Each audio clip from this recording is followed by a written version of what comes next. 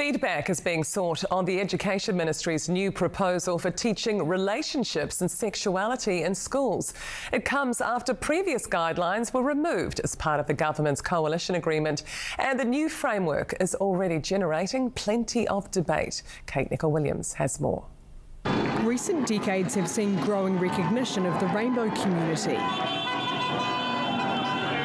But gender diversity is increasingly controversial in relationships and sexuality education in schools. The latest Education Ministry proposal, a dangerous step backwards, according to one advocate. We're incredibly disappointed to see the new framework completely erasing any mentions of gender diversity.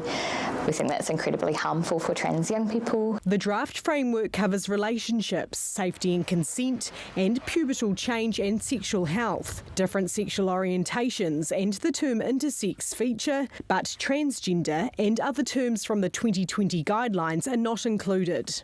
It's incredibly frustrating to see a vulnerable group of young people's lives kind of being politicised in this way, just based on the coalition agreement. But the Education Minister thinks it's a good document. She's proud of the year-by-year consent guidance. Is it okay if someone wants to share my bike? Should they have to ask? How should I respond? And it builds it all the way through to talking about consent, in a sexual term. One researcher says the scope is too narrow for helping students navigate relationships. She also teaches and says the message from her students is clear. We're not actually learning anything about how to have positive sexual relationships.